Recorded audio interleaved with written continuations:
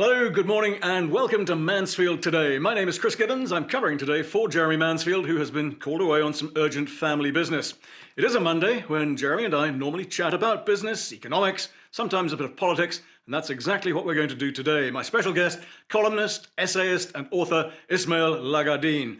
Worth noting, I think, that he was educated at the London School of Economics and holds a PhD in international political economy. He's also worked in the office of the chief economist of the World Bank and in the secretariat of the National Planning Commission, and has been executive dean of business and economic sciences at Nelson Mandela University, all of which is a long way of saying he's been around the block. Ismail Lagadine, welcome to Mansfield Today. Thanks for your time. A very broad opening question for you. South Africa's economy. We've just had some reasonable GDP numbers for 2021. What's your assessment of where the country is at right now? Well, good morning to you, Chris. The numbers, I want to stay away from them only because I'm not very good with predictions. But yes, they look promising, but they're about as bright as distant stars. The light's still on its way to us, but we don't know if the stars still exist. But where we are at the moment is not a very good place. We are in a vortex. We're in a vortex of caused by the liberation movement that governs us. We've got the usual unemployment. Poverty and inequality, the ANC are at war with each other, and what that's doing, it's dragging us all down. We can't get anything done while they're fighting, and while it's not an ideal situation, and not by any means, our future, unfortunately, is tied to the future of the ANC. And I must insist, it's not a good thing. But for as long as they're fighting among one another, we can't get anything done, and that's where we are at the moment. How does that then fit in with the broader global economy and, of course, the Russia-Ukraine war? The Russian-Ukraine war, we have to remember somebody said, I think it was a U.S. Secretary of Treasury Secretary James or John Connolly said in 1970, it might be our currency, but it's your problem. So what that basically, how I can translate that today is, all countries are functionally integrated, and that's what we call, globalization, in the sense that the dollar is the reserve currency and the US is the lender of last resort. So whenever there's a war, the dollar comes under enormous pressure. But it's worse than that, because the Ukraine is also Europe's breadbasket. It provides, Russia and Ukraine provides at least 100 million tons of grain, global grain. And also it provides Europe's gas and oil. And when Europe's gas and oil, what people should understand is that this thing, that we throw about things about value chains and production chains and so forth. So, when the prices increase in Europe, those increases are going to reach us, because Europe is our largest trading partner.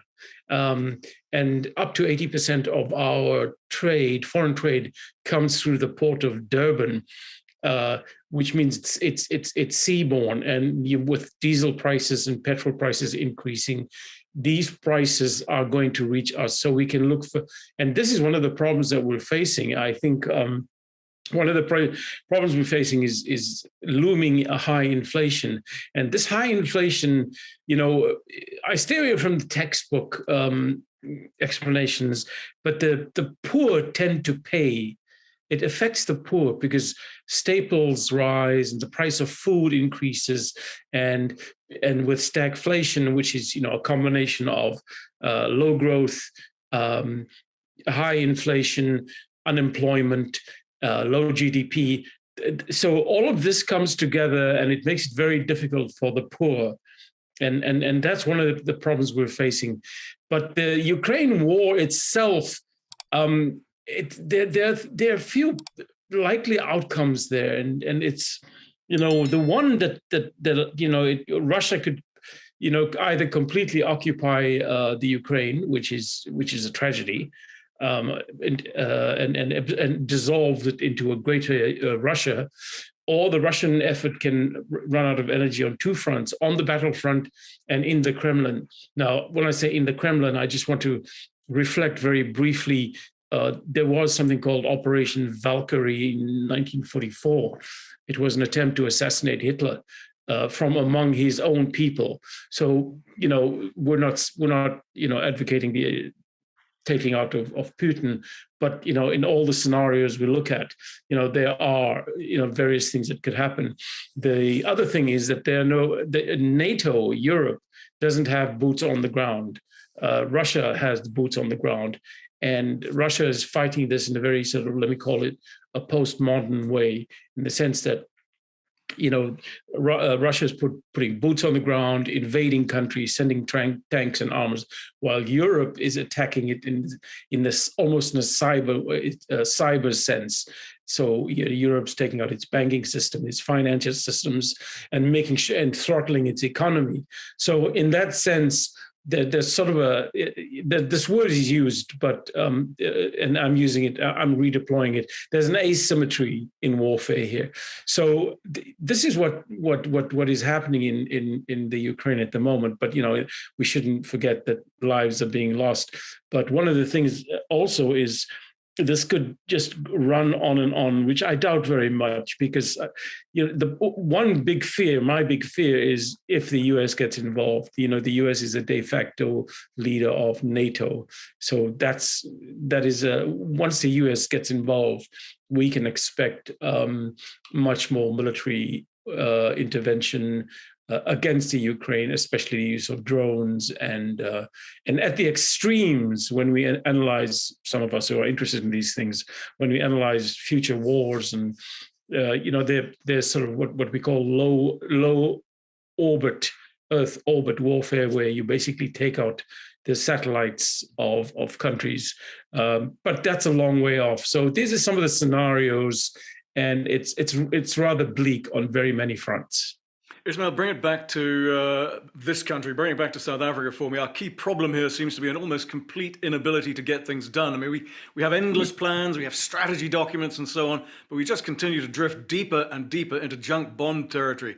Do you agree? And if so, why do you think this is? Is this just about the ANC? Unfortunately, it's just about the ANC.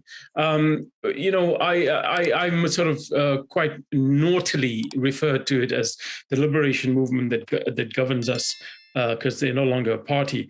One of the problems is that we come up with these. Well, there's a sort of philosophical issue. The philosophical issue is we've achieved our freedom, but we don't quite know what to do with it. So in other words, they came into power, and then they like went, oh, now what do we do? So they come up with these wonderful ideas, but they never implement them. And one of the reasons for that is essentially ideological.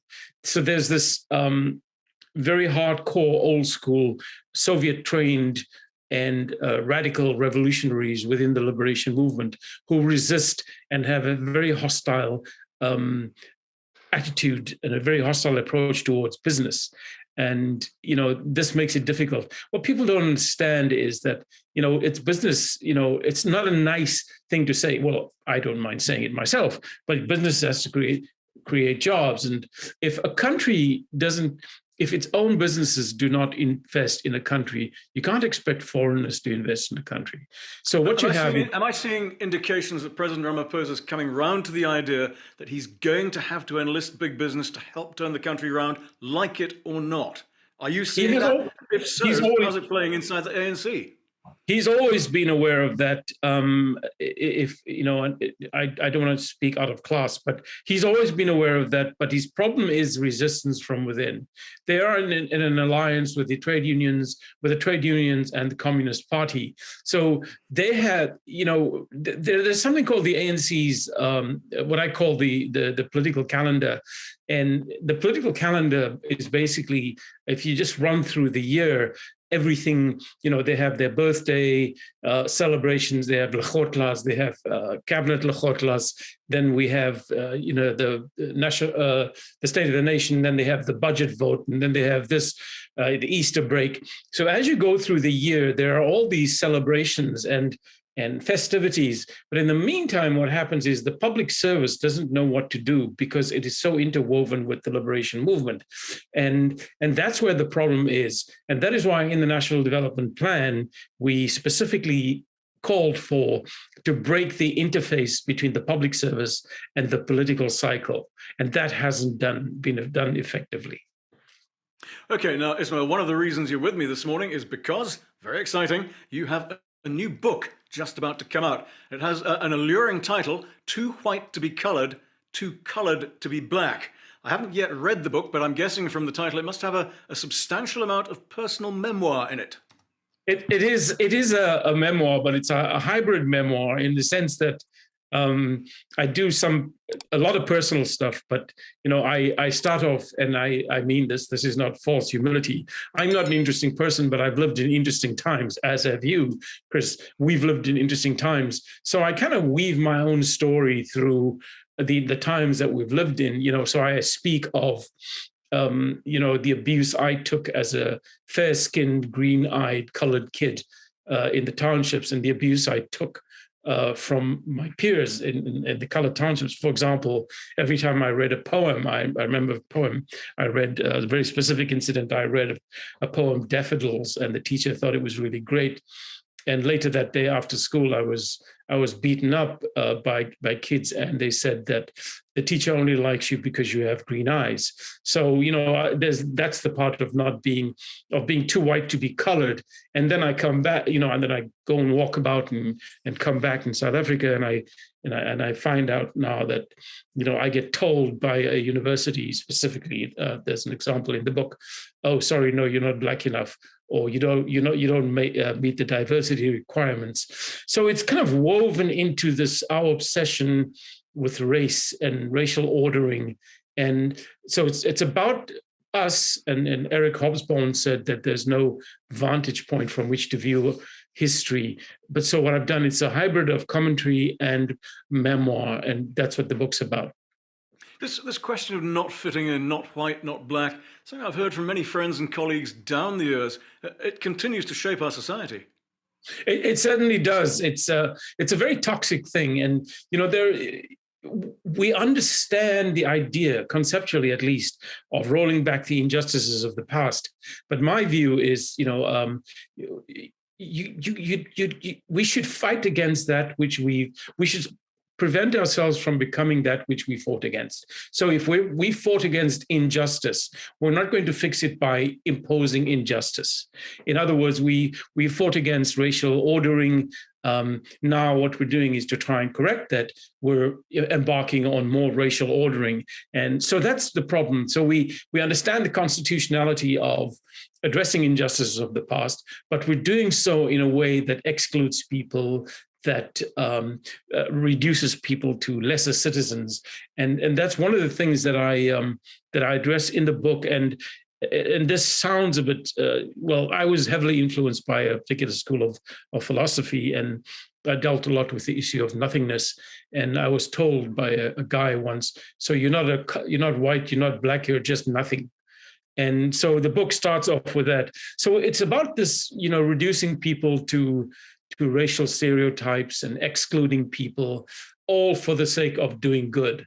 And I find it difficult to believe, that we've become that which we've fought against for so long.